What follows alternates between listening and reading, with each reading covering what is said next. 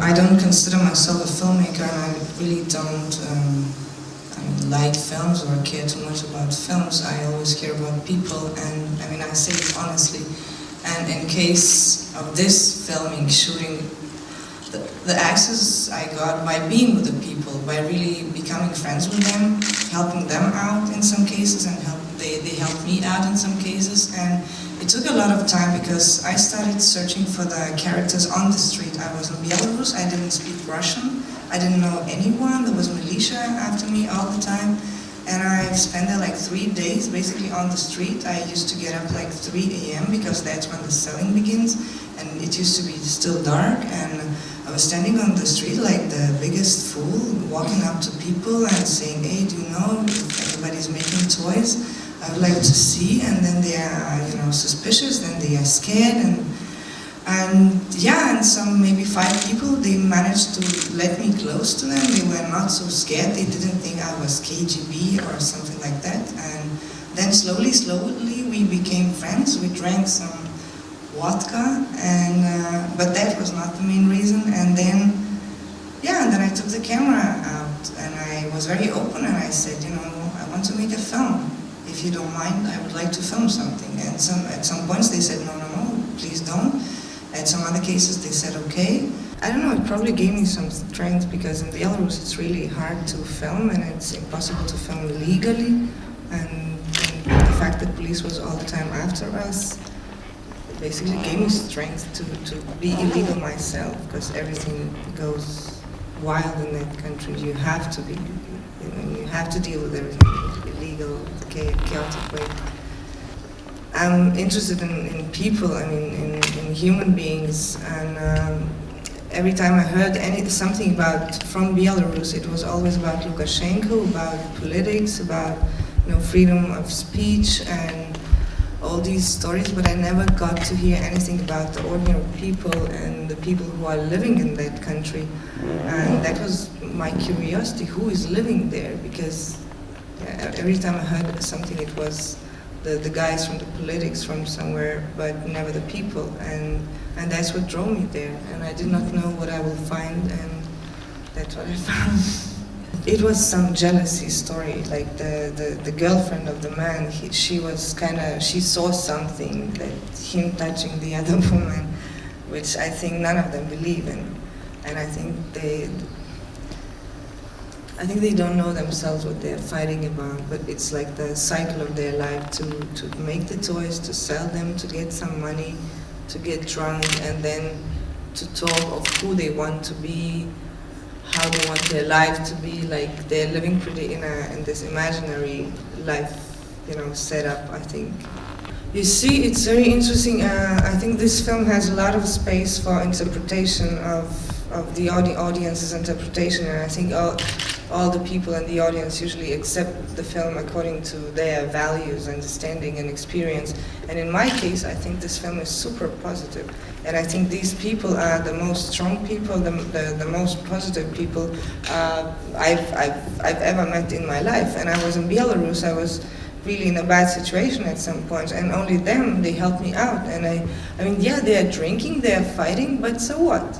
They're living, they're surviving, they're not talking about Lukashenko, they're not talking about politics, they're not complaining about their life.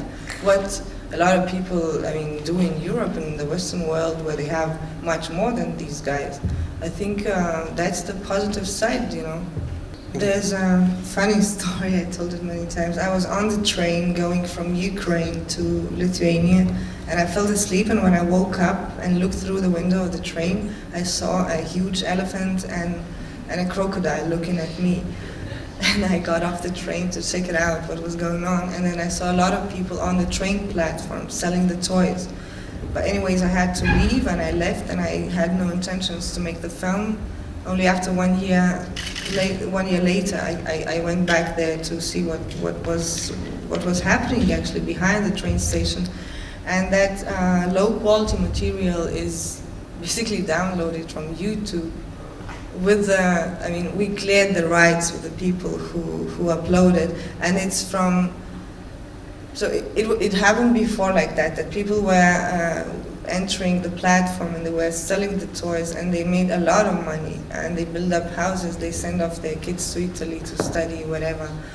But then one day suddenly it's illegal and nobody's allowed to enter the platform. And that was the time when I came back to shoot a film.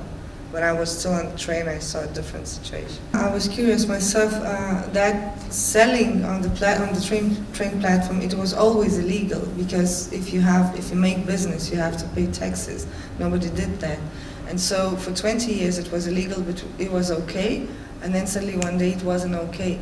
And nobody properly explained people why. But my understanding is that it was probably not nice.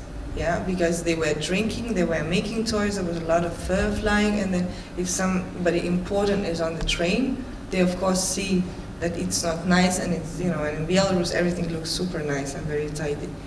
But what the local people told me, like what was the reason to stop, to make this law that they're not allowed to sell anymore, there were two stories. Like there was a prime minister of Belarus. I don't know what it means, because there is no one, but anyway, so he was on the train and he was going from somewhere to somewhere, and the train crossed the town. And so the train stopped, the guy got off the train and he wanted to smoke. But then all the toy makers, they break his glasses with the toys. And so he went back on the train and he called Lukashenko and he said, "Look man, they broke my glasses, so I'm angry now and they should stop selling." And it sounds hilarious, but that's what a lot of people told me. And the other story was very similar, like it was the daughter, and then something like that. So, I mean, people are fed with bullshit, I'm sorry, and they believe. During the shoot, I was just going, like really doing everything from my guts. I didn't have a certain plan how to make the film, because it's impossible. In Belarus it's impossible to film anything, and so what I got, I filmed.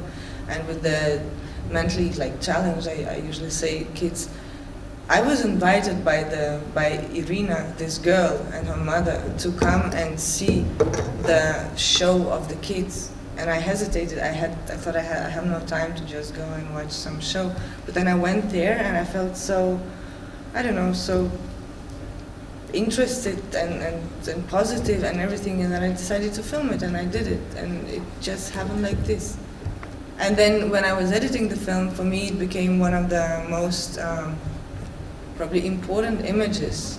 I think that this image can stand for what I mean, for what I feel towards that country, that you have to be, in order to survive there, you have to be either alcoholic, either disabled, because it's really tough place to live. And yeah, the business started, that little town is very industrial town, and during the Soviet times there were all the factories, metal factory, fur factory, like synthetic fur that they're making the toys from, and then chickens, cows and pigs and whatever, all the factories, and they were producing this fur, like the material. And when the Soviet bloc collapsed, people were jobless, and somebody came up with the idea to make the vest, like sweaters without sleeves, and they were vests, and they were selling that to the trains, and that was good business. But then probably went out of fashion, and they decided that they should do the toys, because it's easy to sell. The kids are going with parents on vacation, you show the toy, the kid wants, they give you money, you give the toy. And that's how it developed. Pretty natural. And it was interesting because right after the Soviet bloc collapsed, they didn't have a lot of imported toys, and they had only these locals. So if somebody would, an imported toy would end up in their village, they tear it apart right away, they make these separate parts on paper, and then all the town starts to make the same toy, but that same toy was never the same because the size was different, the eyes were different. And then there are these fashions, like when I was filming in the beginning Ice Age, then it became Shrek, then something else. How long I filmed? I was going back and forth, but I've been shooting around maybe 4 months, 5 months, but with breaks. The longest that I stayed there was 2 months, and I thought I couldn't stay longer. I never showed the film to the people, even though I wanted, but because I'm not allowed to go back to Belarus anymore. So I can't cross the border because they don't like the film. I mean, I just can't go there. Of course, I could send the DVD, but yeah, probably I should do that.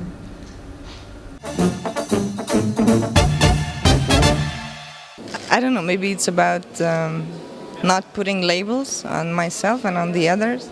And I do what I do what I like traveling, I like meeting people, and that's what I do. And I don't feel a necessity to call it filmmaking or art. I care about people, about life.